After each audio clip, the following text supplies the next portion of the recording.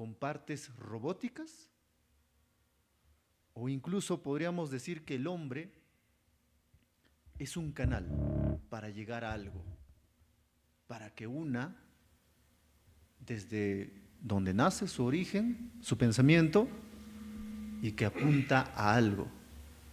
Bueno, de eso se trata este podcast el día de hoy. Doctor Fernando, muy buenos días, por favor. Muy buenos días, saludarte también aquí que nos acompaña la doctora Giovanna. Sí, interesante tu presentación. Es que este es uno de los temas que ha fascinado y sigue fascinando y seguirá probablemente a lo largo de la historia de la humanidad, porque este ser humano ahora se sienta a querer discutir sobre sí mismo. Comenzamos a hablar sobre nosotros mismos, queriendo encontrar una respuesta de qué somos, de dónde venimos, hacia dónde vamos. Es el único ser, hasta ahora sabemos, que es capaz de querer explicarse y entenderse lo que en el fondo somos. Un tema fascinante, saliendo de todos los podcasts, Giovanna, que queremos sentar cultura, conocimiento y discusión, ¿por qué no? A ver si los que nos ayuden en la parte técnica podemos recibir también, pues tal vez algunos comentarios y algunas participaciones de quienes nos escuchan. ¿Cómo estás, Giovanna? Bien, doctor Jarro, muy buenos días. Doctor Miguel, muy buenos días.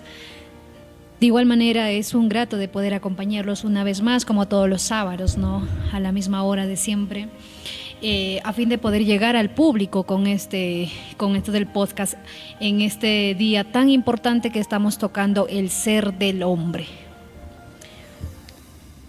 Claro, en este caso comenzamos, doctor Miguel, entendiendo qué es el hombre. ¿Qué es el hombre para usted, para nosotros?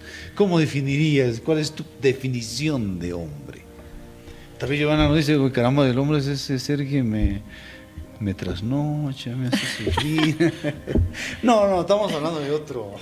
Sí, filosóficamente, doctor, dice general, que ¿no? tienen diferentes posturas, ¿no? Filosóficamente, conforme se iba revisando, ¿no? El tema de la filosofía, si bien es cierto, es un poquito complejo quizá para poder comprender, pero con respecto al hombre tiene diferentes definiciones. Y qué bien que mejor usted, doctor, nos va a poder aclarar al respecto, ¿no? En este tema muy importante.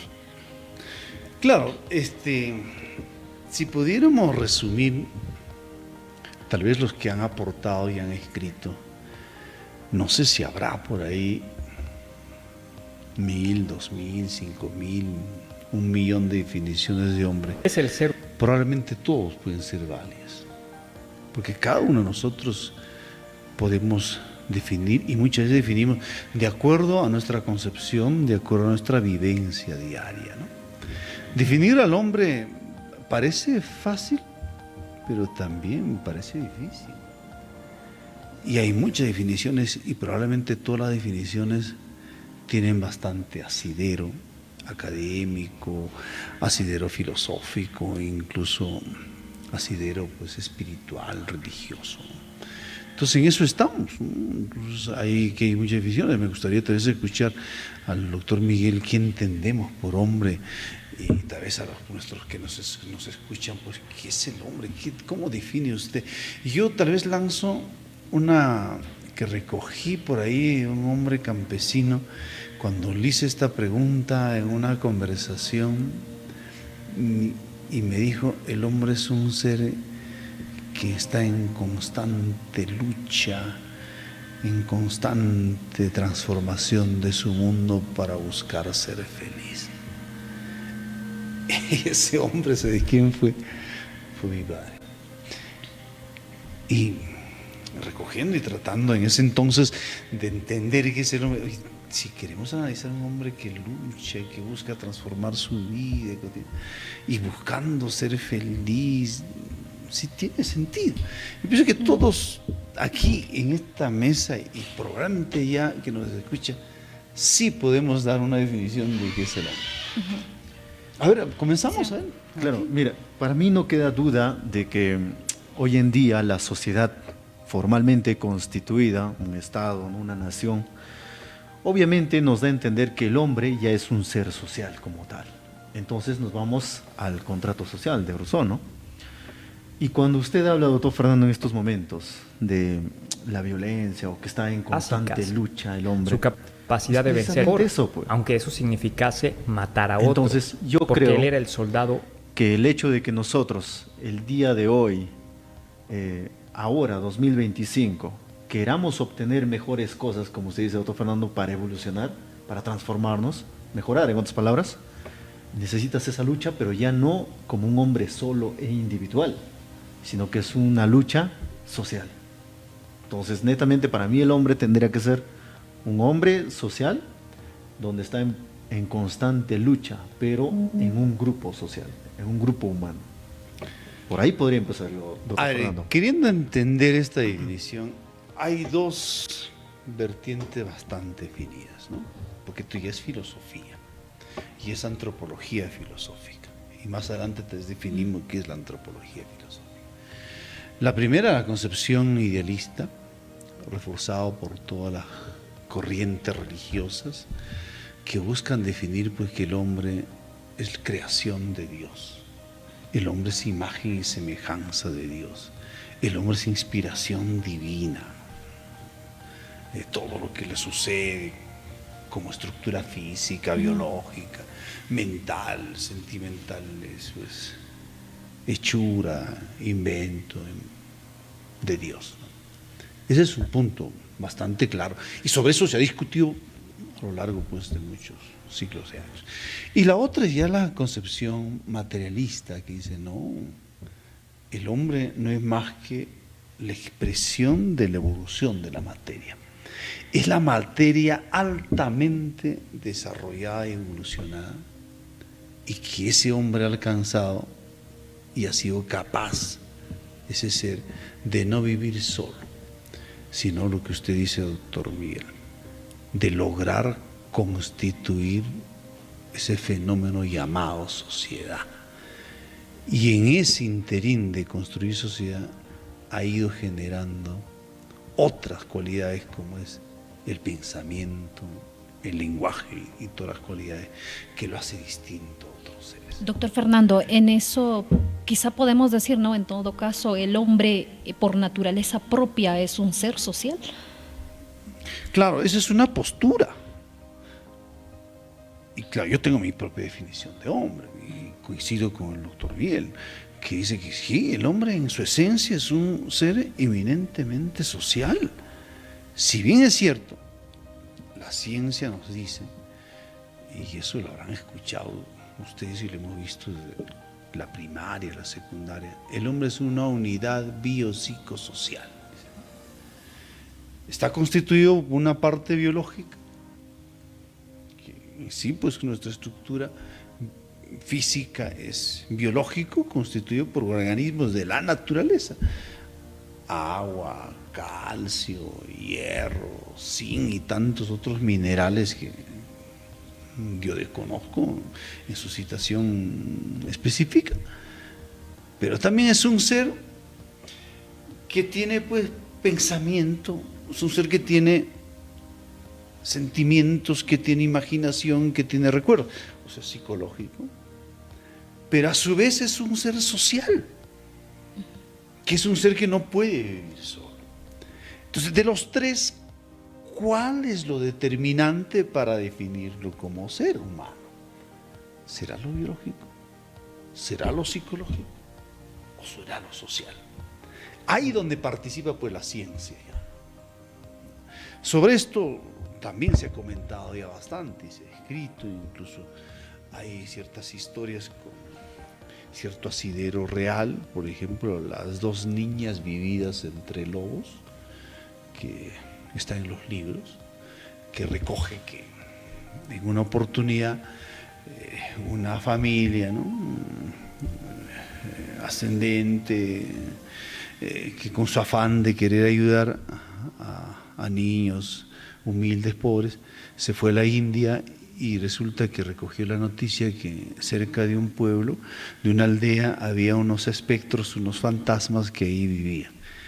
Y con esa curiosidad fueron, y resulta pues que de una caverna, de una cueva, salieron lobos, lobeznos, y dos seres de sexo femenino, que más adelante se definió, que eran niñas, que aparentemente eran humanos, pero en el fondo no lo eran. ¿Por qué? ¿Por qué aparentemente? Porque biológicamente tenían lo que nosotros tenemos: cabeza, cuerpo, tronco, extremidades. Pero podrían psicológicamente percibir como nosotros percibimos, recordar como nosotros recordamos, tener la afectividad como nosotros lo tenemos. No, no podían ni siquiera expresarse verbalmente como un humano. O sea, no podían desarrollar gestos humanos, ni siquiera ideas humanas. Y ojo, una de ellas tenía 7 años y la otra tenía cerca de 2 años. La historia de Humala, Kamala, algo por ahí. Entonces, ¿qué cosa faltaba? ¿Qué cosa había faltado? Había faltado la luz que nos da la sociedad.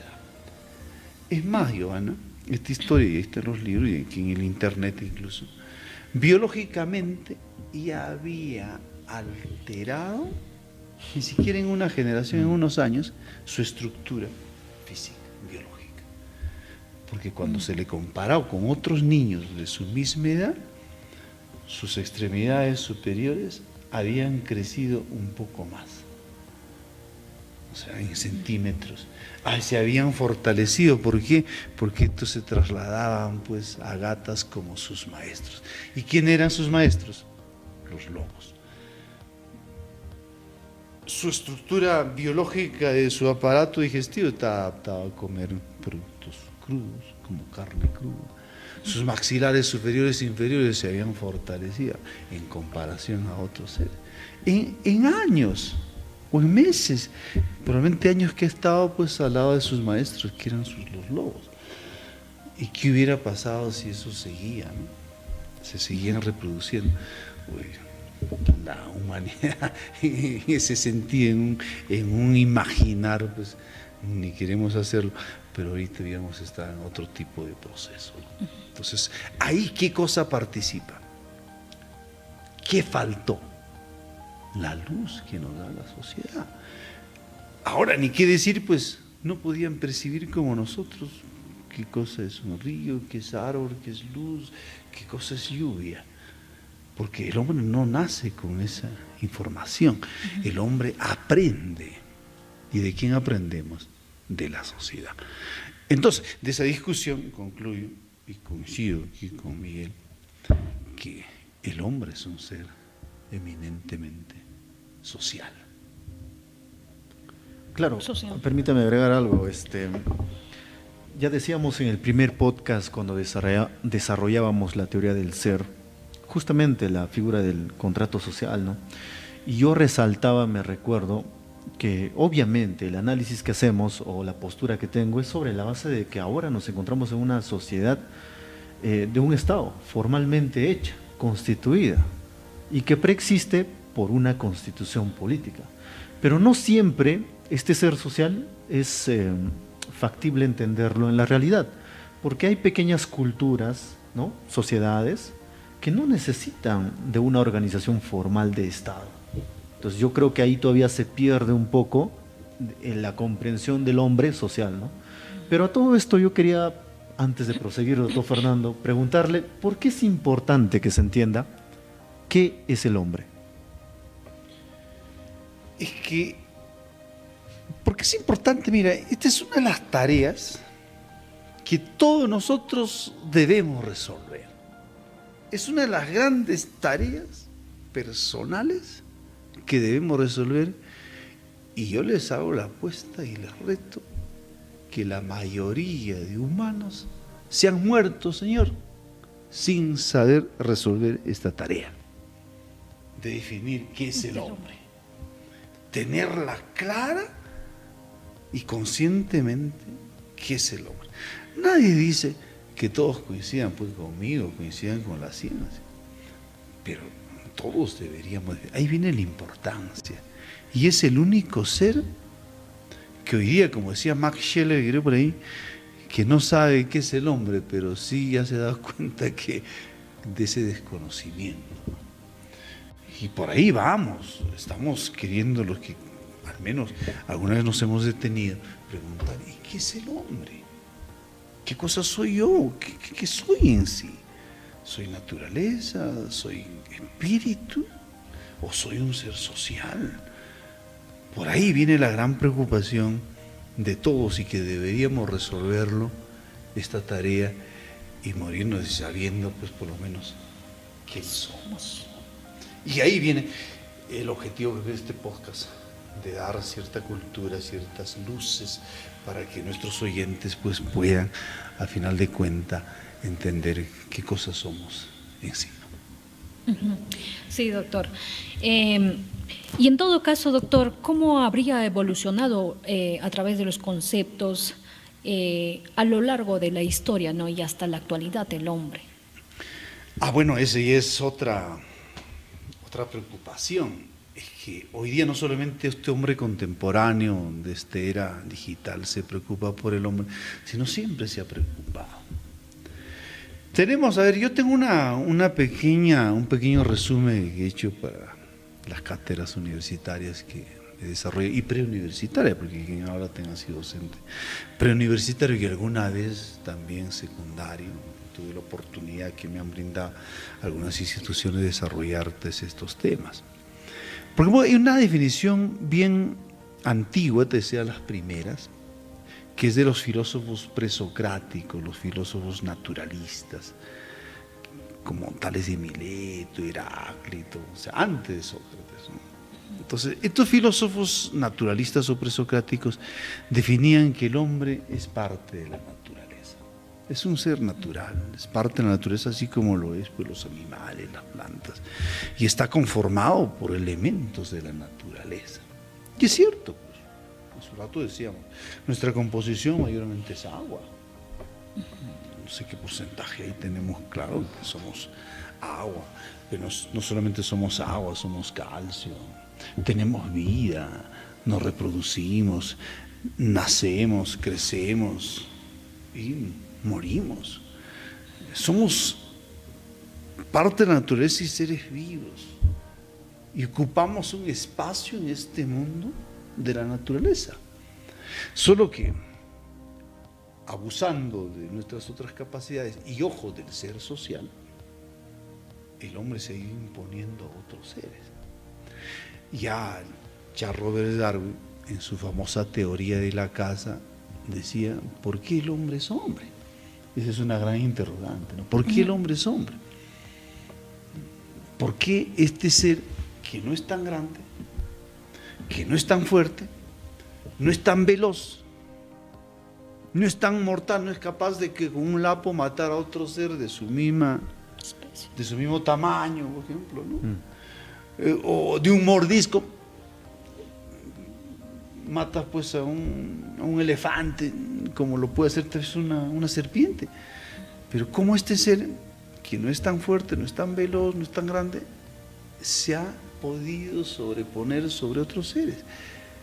Ahí viene la gran respuesta, ¿no?, de Darwin.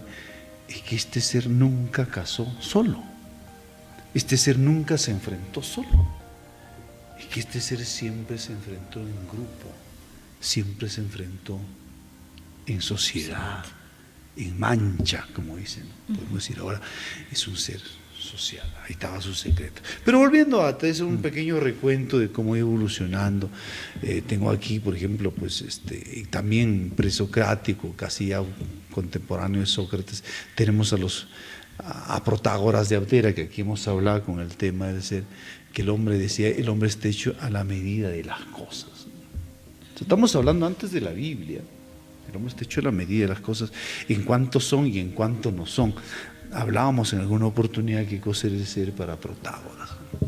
Después sí ya podemos encontrar a lo largo de esta historia de la evolución del pensamiento humano sobre el hombre, encontramos a la Biblia, ¿no? Y la Biblia sí nos dice que el hombre es imagen y semejanza de Dios.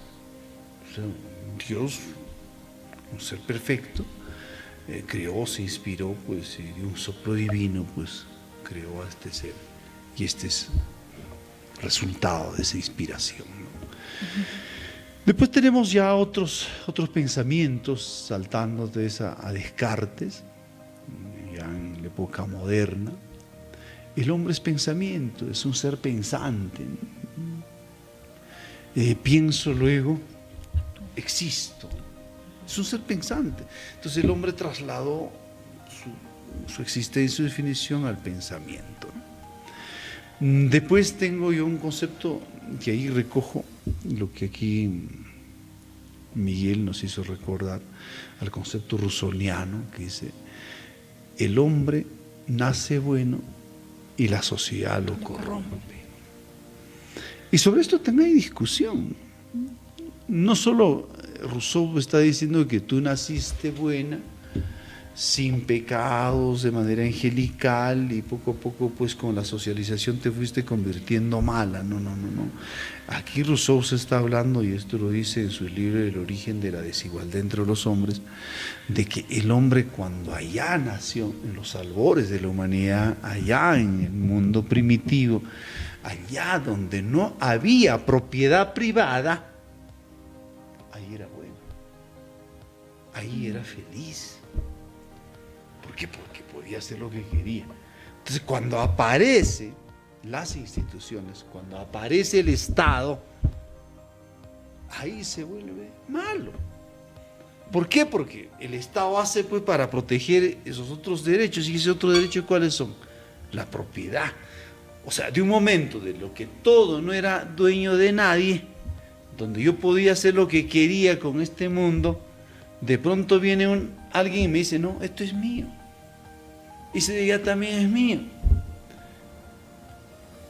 Entonces ahí es donde viene y aparece la institución. ¿Y quién lo dice? ¿Y quién me protege? Es el Estado. Es el derecho. Por lo tanto, ahí es donde comienza, pues, la maldad, comienza la corrupción. Por ahí va la definición de Rousseau. Ahí nomás, casi años después, ya tenemos el concepto de Thomas Hobbes, que dice: el hombre es lobo para el hombre. Este hombre, por su naturaleza, es malo, salvaje, es capaz de comerse al otro, pero por algunas condiciones, por su necesidad, en cierta manera, pues, se vuelve bueno. Y ahí es donde viene, pues, la necesidad ya de hacer sociedad, del derecho. Pero en el fondo el hombre, por su propio instinto, su naturaleza, es malo, ¿no? El hombre es lobo del hombre, ¿no? Después tengo aquí una definición de Hegel: el hombre es un momento de la evolución de la idea. Interesante también, pero está por ese mundo de las ideas, ¿no? Y llego, ustedes saben que aquí también hemos hablado en una oportunidad, el concepto de Nietzsche que tenemos, Federico Nietzsche: el hombre es una cuerda entre el animal y el superhombre. O sea, estamos entre una limitación, el hombre, o bien te quedas en el mundo animal, o te conviertes en un superhombre. En toda esa idea que él tuvo, pues, de matar a Dios, ¿no? Y un momento que él mató a Dios, ¿no? Dijo: no hay Dios, entonces no hay instituciones, Dios ha muerto. Entonces, si Dios ha muerto, ¿quién hoy día nos protege? ¿Quién hoy día nos salva? Entonces debe nacer en nosotros un superhombre. Doctor Fernando, antes que continúe en esa conceptualización histórica o comprensión, Claro. de entender qué es el hombre, yo quería interrumpirle sobre la base de 2 puntos. Es cierto, en todo caso, ya estamos poniéndonos de acuerdo que el hombre es un ser social, de acuerdo al contrato social. Pero todavía hay algo que aclarar ahí. Yo comparto también lo que usted dice de Nietzsche, pero hay una comprensión, en todo caso, opuesta a lo que usted manifiesta. Yo no creo que en el contrato social el hombre nazca bueno y sea la sociedad la que lo corrompa, ¿no? Yo más bien entiendo, sin escaparnos del contrato social, sin escaparnos de la comprensión de que el hombre es un ser social por naturaleza, el hombre nace ignorante. y es sobre la base de su correlación, su relación con la sociedad, donde su libertad le va a permitir tomar decisión, si puede corromperse o no. De ahí entonces que yo voy un poco más allá y digo, hoy por hoy no basta con que el hombre sea un ser racional, no basta con que el hombre sea un ser que pueda crear cosas, sino que más que eso, para que esa configuración social tenga libertades de las personas donde decidan no corromperse, el hombre de hoy debe practicar y debe crear más valores. Creo que los valores que existen hoy en día en la sociedad no son suficientes. Debe crearse más valores. Ahora, ¿esto cómo debemos entenderlo? Miremos la propia realidad social, no solamente de Huancayo, de Junín o del Perú. Miremos a todas las sociedades y preguntémonos, ¿el hombre de hoy ha alcanzado la evolución que se esperaba ya desde los conceptos de la antigüedad? ¿Ha alcanzado esa evolución? Por eso es que Nietzsche, lo que más bien yo entiendo, él menciona que justamente el hombre es un camino para un fin. Y yo comprendo entonces que el hombre de ahora no es el ser evolucionado que se espera que sea. A estas alturas del 2025 no lo ha logrado. Pueda que lo haga con la tecnología, pueda que sí, pero por ahora no es el hombre evolucionado que se espera para la humanidad. Y esto me conlleva a decir lo siguiente: por lo tanto, el hombre de ahora sigue siendo una bestia. Y el camino de esta bestia es justamente el hombre social, pensante, racional. Pero sigue siendo un camino, un fin para algo, ¿no? Y ahí es a donde usted menciona, para llegar a ser un superhombre. Doctor, interesante lo que menciona doctor Miguel. Sin embargo, nos vamos a ir a un corte comercial y luego retornamos con la respuesta. Claro, se está volviendo del doctor interesante la Miguel, sí. discusión.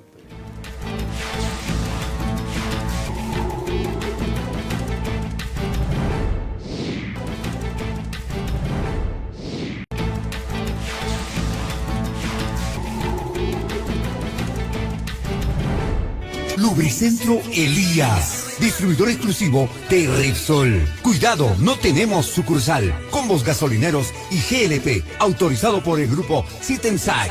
Exige un producto original. Dile no al producto Bamba. Lubricentro Elías te espera en el Girón Ancash 1215 en Chilca. Agencia de Cambio Celi, de Elizabeth Hilario y César Morales.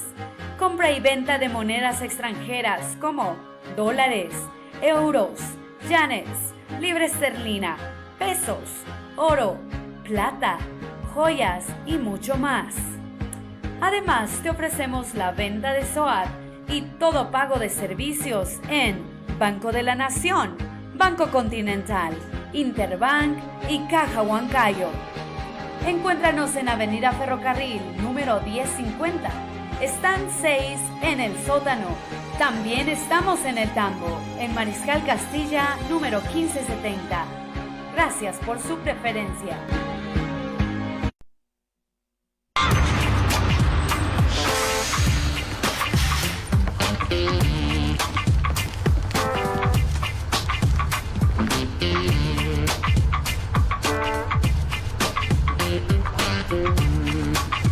Disculpe, señora, siéntese.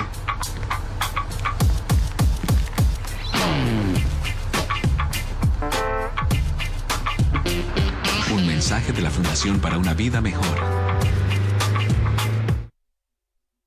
Lubricentro Elías, distribuidor exclusivo de Repsol. Cuidado, no tenemos sucursal. Combos gasolineros y GLP, autorizado por el grupo Sitensai. Exige un producto original. Dile no al producto Bamba. Lubricentro Elías te espera en el Girón Ancash 1215 en Chilca. Agencia de Cambios.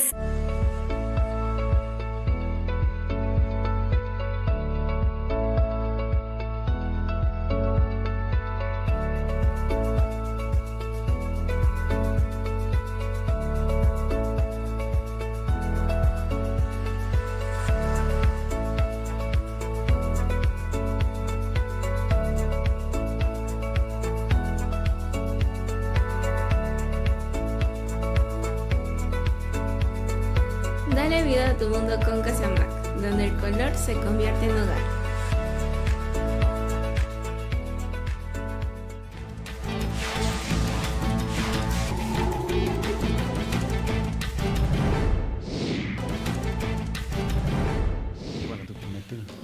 Retomando, a ver, doctor Fernando, aclararle, ¿no?, lo que mencionaba el doctor Miguel. Interesante lo que dice Miguel, pero aquí hay algunas aclaraciones que hay que hacer. Es el pensamiento rousseauiano. En tal caso no discute usted conmigo, sino con el mismo Rousseau.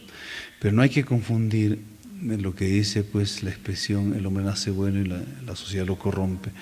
Es distinta a la teoría que él desarrolla ya en su obra El contrato social, que es una situación ya más política, ¿no? Y en su oportunidad, cuando hablamos tal vez sobre la política, vamos a hablar qué significa el contrato social. Para darte tal vez una pequeña respuesta, el Perú en el próximo abril 2026 va a entrar a un contrato social. O sea, para delegar su poder a sus representantes a nivel de gobierno nacional y su Cámara de Diputados y Senadores. Es un contrato social. Pero yo quiero terminar con esto de la evolución de los conceptos del hombre a través de la historia. Por ejemplo, para Ernesto Cassirer, y a ti te interesa eso, Miguel, que el hombre es un ser simbólico, la parte del simbolismo, la lingüística, ¿no? Ernesto Cassirer define al hombre que el hombre es un animal simbólico. Está lleno de símbolos, y uno de esos símbolos es el lenguaje. Y el lenguaje no solamente pues hablado, sino escrito. Toda la teoría de los signos que es amplísima, ¿no? Ya Cassirer hablaba que el hombre es un animal simbolizante. Para Franklin, el hombre es un animal que fabrica utensilios de trabajo. Es lo que le ha hecho hombre, a diferencia de otros seres, como ni siquiera el mono. El mono sí, los monos hoy fabrican instrumentos de trabajo, pero de una manera rudimentaria, rústica. El hecho de que un mono anda en la naturaleza y mira un panal de termitas, agarra un palo, le saca las hojas, le imprime saliva y le mete pues por un huequito y ahí se impregnan las termitas y se las consume y probablemente deben ser sabrosas para él o para ella. Ese es un tipo de instrumento de trabajo, pero nada comparable pues con lo que hizo el hombre ya en el mundo primitivo, ¿no? El hombre en el mundo primitivo ya hizo una lanza de piedra, de madera, después de metal, un cuchillo, etcétera, ¿no? Entonces, por ahí está bien, pues el hombre, y hasta ahora seguimos utilizando instrumentos de trabajo cada vez más sofisticados, como son estos aparatos que nos rodean, ¿no? Para Unamuno, el hombre es un animal enfermo. Y sobre eso, carajo. Y ahí algo dijo usted, es un ignorante. Está bien, pues, ¿no? Esa es tu definición. Si usted cree conveniente, que se cree satisfecho, pleno y completo, que el hombre es un animal ignorante, está bien, todos ignoramos algo de todo, no somos sabelo todo, y creo que ahí estamos en ese reto de cada día ser menos ignorante, creo, ¿no? Encuentros de esa Martin Heidegger, ¿no? El hombre es un ser para la muerte. Después de todo somos ser, pero al final de cuentas pues todos vamos a morir, ¿no? Más tarde que temprano, tal vez, ¿no? También tiene sentido, ¿no? El hombre es un ser para la muerte. Para Lacroix, tengo aquí la definición, el hombre es un ser que tiene la idea de muerte, ¿no? Y cada vez cuando va avanzando las edades, Joana, nos va preocupando la muerte. Y espero por ahí tocar un podcast sobre la muerte, de varias sesiones, porque hoy hay pensadores que están convencidos que el gran reto y el gran paso de este ser es vencer a la muerte. La muerte. Caramba, ¿de qué cosa estamos hablando? Transhumanismo. Hoy día, ¿no? Después ya llego a Jean-Paul Sartre.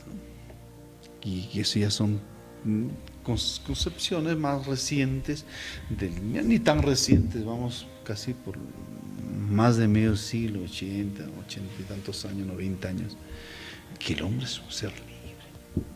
El hombre está condenado a ser libre. Y lo máximo que existe es la libertad entendiéndole como un poder, como un límite. Creo que con eso me identifico, doctor. Bueno, yo también me identifico que el hombre es un ser libre porque, carambas, en tu libertad usted es capaz de decidir ser, no ser, ir, no ir. Hay mucho para hablar sobre el hombre es un ser libre y todo su existencialismo, ¿no? Aquí hay otras definiciones. El hombre es un animal interrogante para Kant, un animal interrogante. Y yo concluyo, para ir recogiendo, ¿de quién viene del hombre? Y usted refirió, el hombre es un ser evolucionado. El hombre es un ser evolucionado para Charles Darwin. También nos hemos olvidado, al final es un ser evolucionado. Y el hombre es un ser social. Podríamos recogerte en el pensamiento de Karl Marx. El hombre es un ser social. Y en conclusión, hay tantas otras definiciones. No sé si sean 100, 1000, 5000, 1.000.000, pero cada uno de nosotros, creo, y también nuestros oyentes, probablemente tienen una definición de qué es el hombre, pero que si hay que definirla, hay que definirla. Es una tarea que debemos nosotros resolver en nuestra vida. Queda claro, doctor, en todo. Doctor Miguel, ¿qué nos podría decir en todo caso? El hombre es un ser racional, ser pensante, un ser reflexivo, o ya como mantenía su teoría, ¿no? Nace ignorante, pero entiendo que en el trayecto se hace un ser racional. ¿Correcto, doctor Miguel? Por su libertad. Si la libertad de este hombre ignorante, ¿no?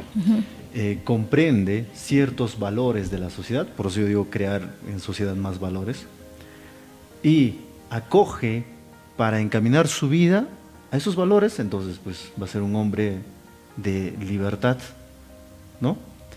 Pero si es un hombre que no acoge los valores de la sociedad, entonces ahí es cuando se corrompe, pues. Todo nace de la vulneración de los valores, y esos valores están constituidos en un pequeño grupo social.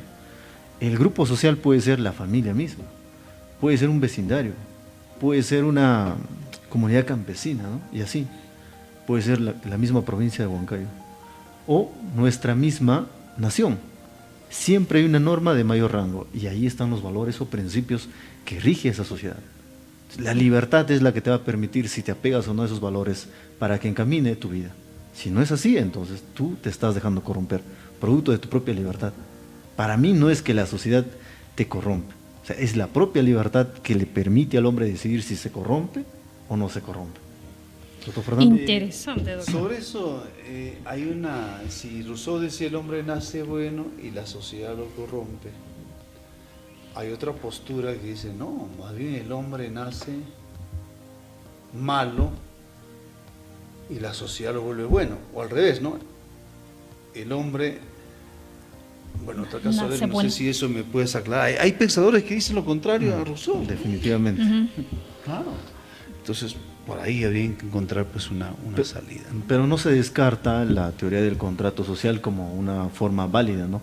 Pero de antes te escuché, doctor Fernando, y me acabo de recordar, ¿no? Quería mencionarte también. Dijiste, en 2026 vamos a firmar un contrato social, recién. Yo creo, sí, te doy la razón, se va a firmar en 2026, pero ya se había firmado antes, con la elección obviamente de una presidenta de la República o un presidente de la República. Pero no significa que ese contrato social ya se firmó y lo olvidamos hasta las próximas elecciones, no. O sea, está vigente el contrato social. Que se rompa las reglas, la vigencia de ese contrato social, te vuelve otra vez bajo la figura del control social, control político del hombre, pensante, racional, actuar pues. Entonces, una forma de control es justamente el asunto de las protestas, ¿no? Si yo como conjunto de personas, una asociación, comprende de que la constitución política no se está respetando, ¿por parte de quién? De los gobernantes, pues hay un rompimiento, un quebramiento al contrato social, y eso me da derecho a mí a intervenir. Por ahí parte, ¿no?, la libertad y todo el tema del fin de comprender al hombre, ¿no? Y obviamente la comprensión del hombre también se ve alterada en su concepción, producto de la cultura, de la comprensión cultural. Pero esa comprensión cultural ya casi se ha globalizado. Ya no podríamos decir, pues, ¿no?, que la cultura peruana es diferente a la cultura chilena o a la cultura, ¿qué te digo?, de Argentina quizá. Porque en el fondo esas culturas se han ido globalizando. O sea, la misma comunicación del hombre, decíamos, te permite comprender que el resto de culturas trae los mismos valores, no trae otros valores. Ahí culminaría esta parte, Giovanna. Y ya recordé, la otra postura sería el hombre no es que nace bueno y la sociedad lo corrompe, más bien el hombre nace malo y la sociedad lo vuelve bueno. Es al revés. Tenemos También diferentes al revés. posturas. Claro, Claro, y tiene sentido porque dice, ¿con qué nacimos? Nacimos solo cargados de algunos instintos. ¿Qué instintos? Parpadear los ojos, respirar, succionar, mover indiferenciadamente las manos. Son instintos. Pero poco a poco vamos convirtiéndonos en buenos y en humanos. Pero ¿gracias a quién? A la sociedad. Después del medio año ya nos sabemos sentar, al año sabemos caminar, a los 2 años controlamos ya nuestros esfínteres. A los 5 años aprendemos a leer, a escribir, y así sucesivamente. Entonces, el papel que la sociedad juegue en nosotros, pues, es trascendental. No recuerdo ahorita el filósofo, no me sale aquí, quién es el que dice Thomas Hobbes, ¿no? Ya, el hombre nace más bien malo y la sociedad lo corrompe, ¿no? O Spencer. Creo yo Bueno, un pero tema lo dejamos discutible eso eso, para- doctor. Sí, un tema discutible. Sin embargo, doctor, en todo caso, el hombre, ¿en qué se caracteriza? ¿Cuáles serían sus características, doctor? Hoy podemos también encontrar varias características, ¿no? Solo que habría que determinar cuál es la principal característica del hombre. No hay que olvidar primero que el hombre es un ser biológico. Es innegable, porque sin esta estructura biológica, ¿de qué hablaríamos? También de nada. Quiero o no, es importante, no solamente como biología, que gozamos de todo lo que aquí tenemos como parte de la naturaleza, sino también la vida, la vitalidad. ¿De qué sirve un organismo enfermo? Un organismo que es viejo y que no puede sostenerte por ti mismo.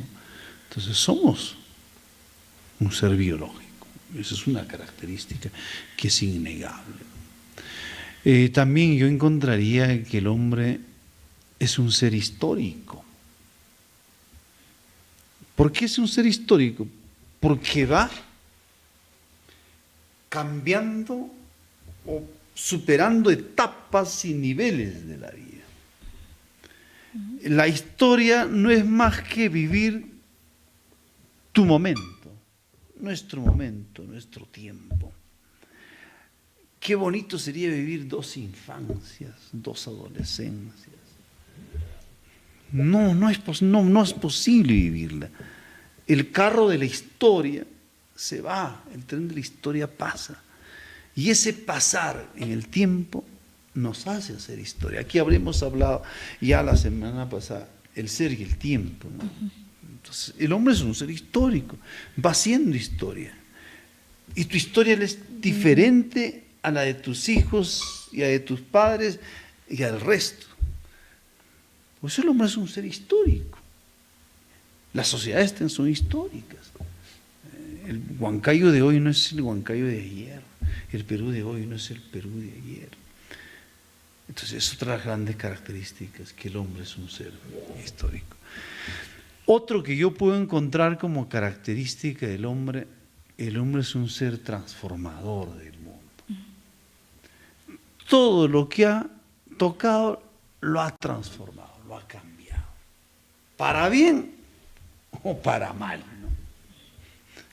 Claro, felizmente más para bien, porque hay gente que también pues transforma para mal, va a destruir, ¿no?, la misma naturaleza.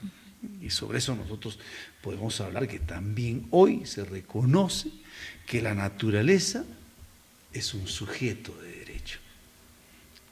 Ya algunas décadas atrás, la década de los 80, los 90, esto se aclaró mejor, de que también los ríos, los lagos, las plantas, nuestros cerros, los animales son sujetos de la naturaleza, ¿no?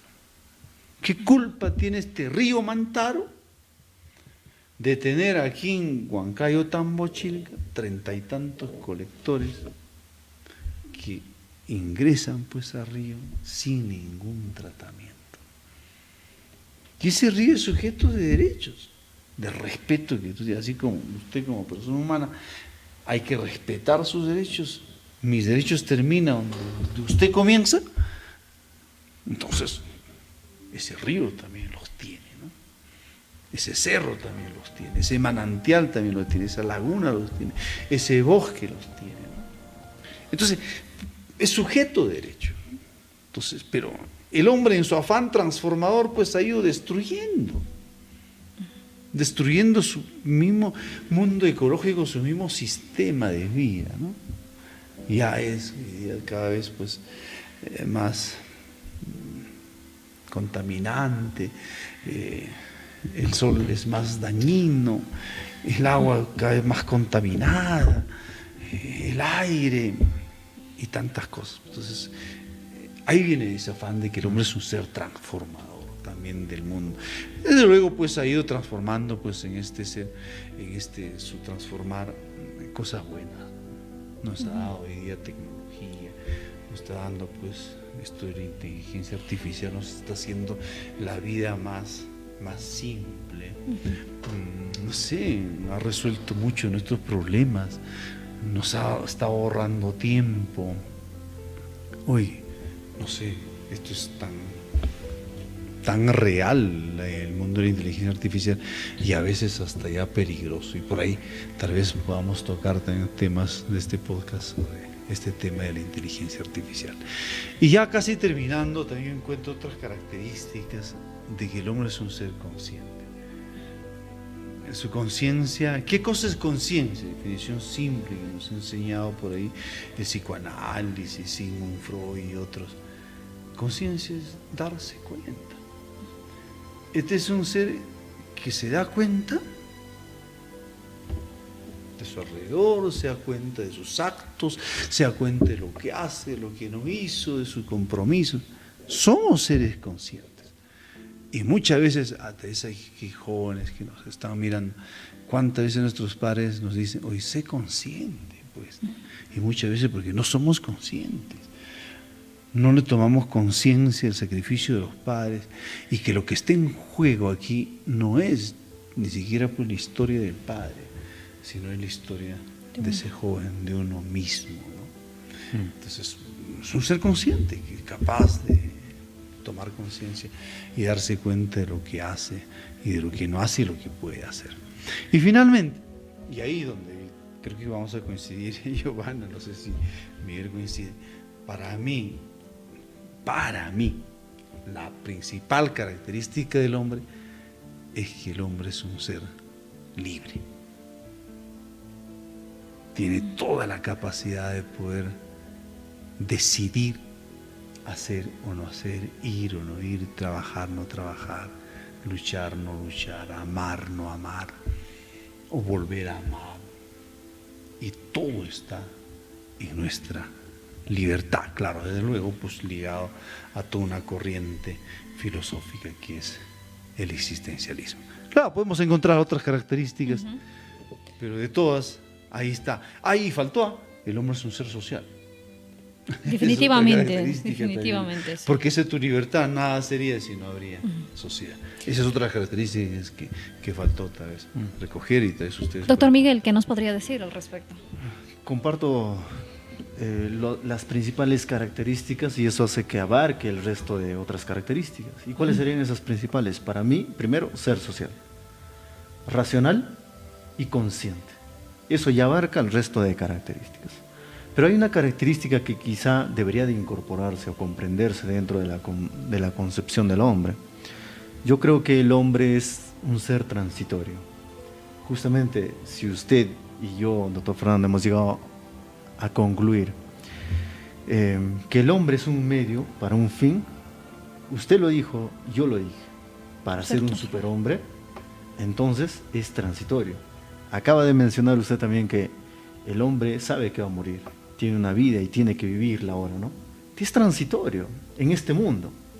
Por lo tanto, el ser transitorio significa que puede alterarse su propia corporación, concepción biológica, porque es transitorio. No significa que si no fuera transitorio, entonces el cuerpo no podría transmutar, no podría modificarse. Al ser transitorio, te permite modificar. Esa modificación, entonces, creo es el camino a donde está yendo la modernidad con el uso de la tecnología.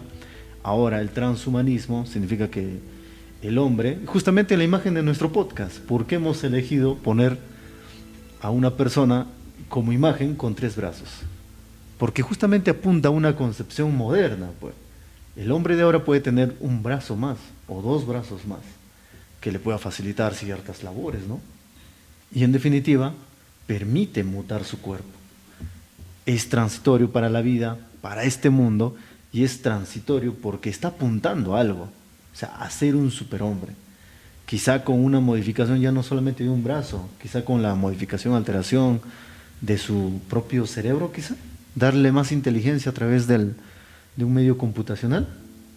Sigue siendo un ser transitorio que va encaminado, ya no a evolucionar, no apunta a evolucionar. Yo creo que apunta más bien a ser el superhombre. Pero ser superhombre también involucra otras formas de concebirla como tal. Alguien puede ser, pues, un ser espiritual, ¿no? Y pueda que eso te haga ser un superhombre, como no también. No lo sabemos, pero hay varias formas o mecanismos, se entiende, para ser un superhombre. Ahora mismo, si nosotros hablamos de valores, de ser un ser pensante, libre, racional, consciente, entonces creo yo que está apuntando a ser un superhombre, justamente bajo la concepción de Nietzsche, ¿no? Y yo me quedo con esta parte, de que el hombre ahora mismo es una bestia, pero es un fin ahora mismo para transformarse, justamente cambiar de ser bestia a ser un superhombre. Me quedo con eso. Interesante la postura también, doctor Miguel, que bastante se radical, mantiene, ¿no? sí. Y recogiendo un poco a Hobbes, a Nietzsche, ¿no? Claro, Nietzsche hablaba pues del superhombre, Hobbes del hombre es un lobo del hombre, claro, es un salvaje, una bestia, ¿no? Que entre ellos a veces el fuerte domina al débil, el fuerte se come al débil. Bueno, son concepciones que se han ido desarrollando. Pero yo lo que quiero recogerte es ya para terminar este podcast del ser del hombre, porque esto va a tener varios capítulos, me cuentas, Joana. Pues bueno, la próxima semana estaríamos hablando del origen del hombre. Grande discusión, claro, ¿no? Porque sobre esto también pues ahí tanto se ha hablado, se ha discutido, no solamente en las aulas universitarias, sino también pues ahí en las calles. Y yo les comento de que esta es una discusión que lo tengo desde adolescente. ¿Y sabes con quién? Con mi madre. Que era bastante cristiana, religiosa. Y yo de los 12, 13 años ya de secundaria, por ahí encontré un libro de un hermano que era universitario, que se titula Principios fundamentales y elementales de la filosofía, algo por ahí, de George Politzer. Y leyendo ese libro, y más la influencia de mi padre, que era un campesino, un materialista ingenuo, le comenzaba a discutir, ¿no? Y ahí comenzó mi primera discusión sobre este origen del hombre. Y a ver si la próxima semana podamos convocar pues, al público y nos puedan escuchar este mismo horario, ¿no? Los sábados a 11 de la mañana. Y tal vez a los que nos ayuden en la parte técnica, ¿por qué no? Que sea abierto tal vez las preguntas, tanto por el chat, incluso, ¿por qué no está? De acuerdo, abiertas, claro, con salidas para poder discutir. Pero finalmente, yo creo que te decía que coincidía contigo, de que sí, el hombre es un ser que está en constante cambio.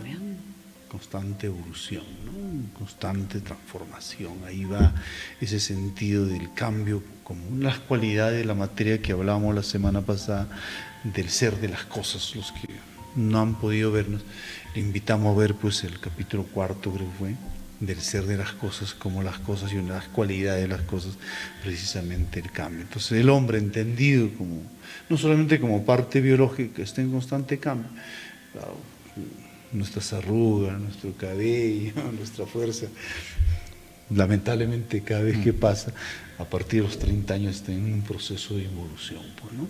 Ya, y eso es cierto, pues estamos, pero también nuestra mente, ¿no? También nuestros ideales están en cambio, tal vez progresivo, ¿no? Y con eso yo quiero quedarme, tal vez, porque soy más adulto que ustedes, de que estoy cambiando, pero para lo otro, ¿no? Y joven es aquel que tiene ideas, ¿no? Aquel que tiene sueños, aquel que tiene pues aspiraciones. Definitivamente. Y en eso creo que estamos, adaptándonos al cambio, como en este caso, de emprender este podcast del ser. Solo eso. Gracias, doctor Fernando. ¿Algo por decir, quizá, doctor Miguel, para cerrar este espacio? No, sobre ese punto está claro de mi parte. Sí. Agradecer al público que tal vez nos está viendo y, como bien dice el doctor Fernando, dejamos abierto, ¿no? Para que nos puedan hacer las preguntas y puedan ser absueltas en el siguiente capítulo. Muchas gracias. Gracias, doctor Fernando.